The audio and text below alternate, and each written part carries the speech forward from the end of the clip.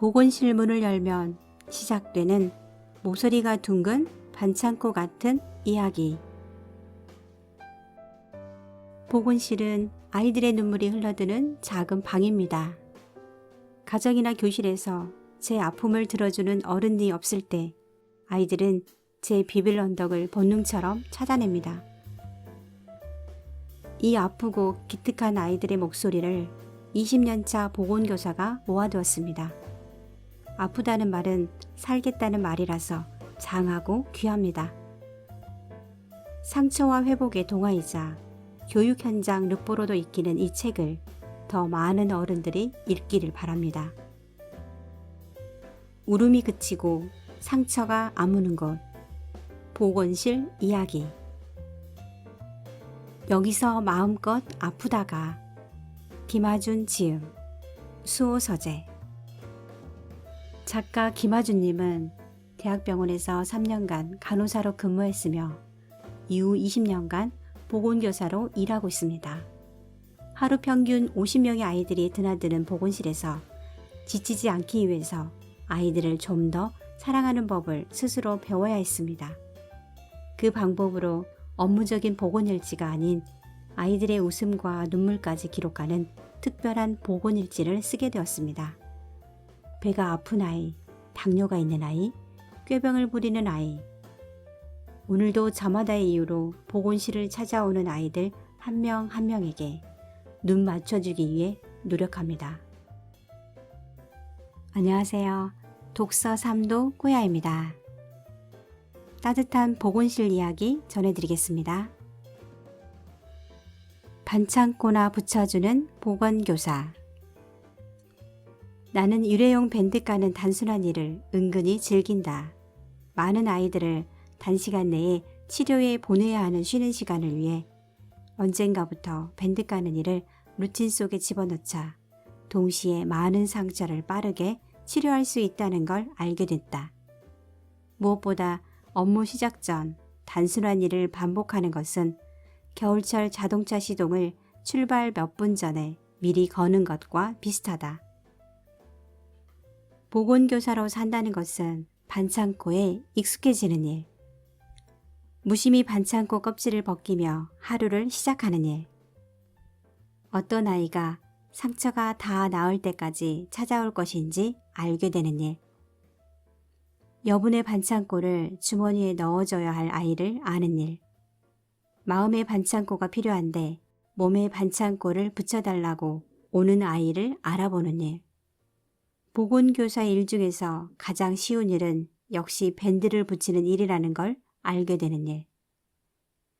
오늘 밴드를 100개 붙였어도 아이들이 크게 다치거나 응급 상황이 없었다면 고마운 날이라는 것을 아는 일.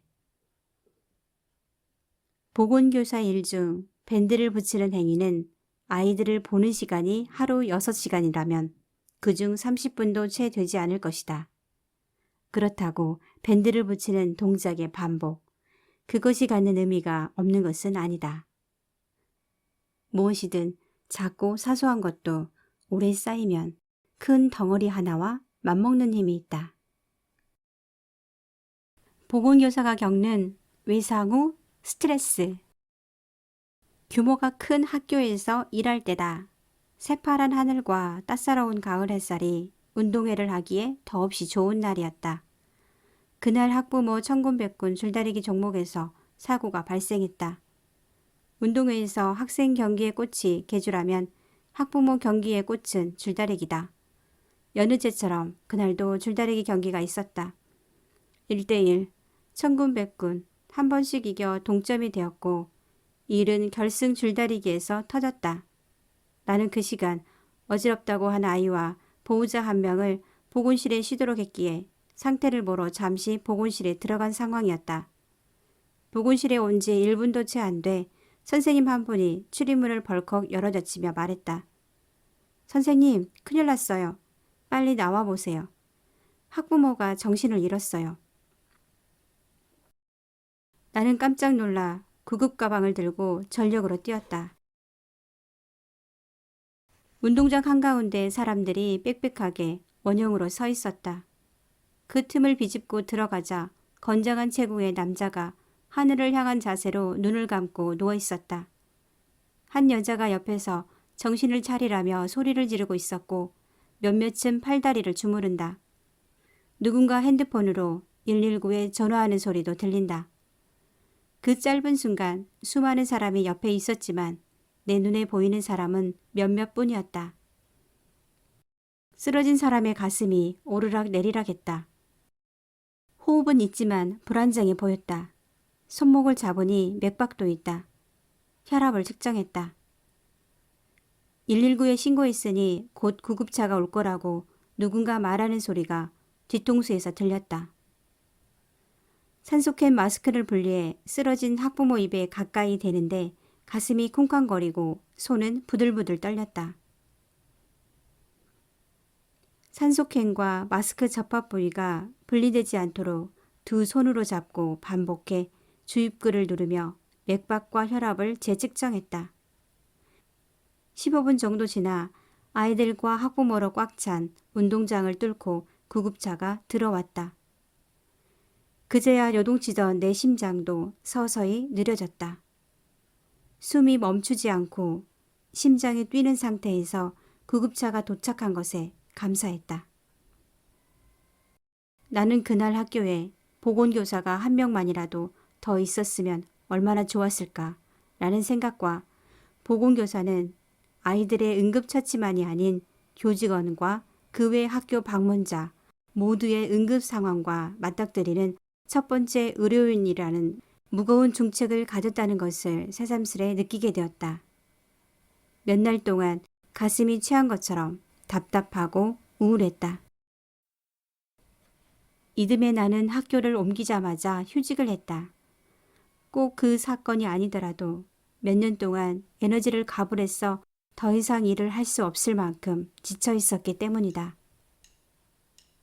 1년 후 나는 100% 에너지를 충전해 복직했는데 그때부터 이상한 버릇이 생겼다.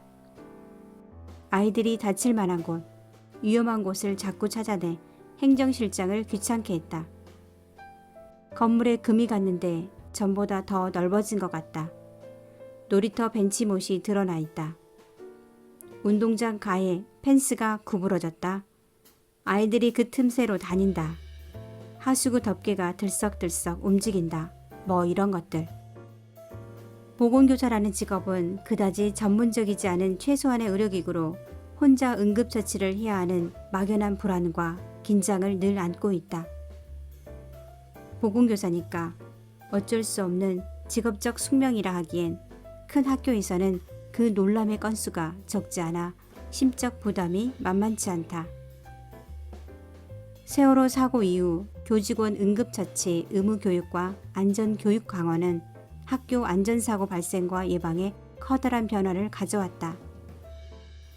큰 사고 건수가 확연히 줄었고 교직원의 안전에 대한 인식이 진일보했기 때문이다.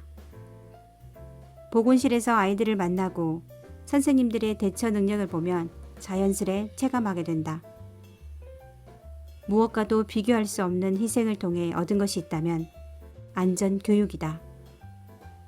모든 보건교사가 그런 건 아니겠지만 학교에서의 사고는 언제나 다른 방식으로 발생하기에 경력을 쌓는다고 긴장이나 불안감이 싹 사라지는 건 아닌 것 같다.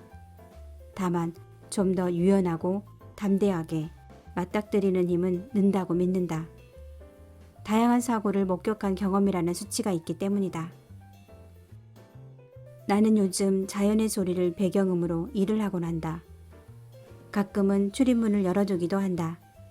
전보다 훨씬 나아졌지만 아직 인터폰 소리와 핸드폰 벨 소리, 출입문 열어젖히는 소리를 좋아하지는 않는다.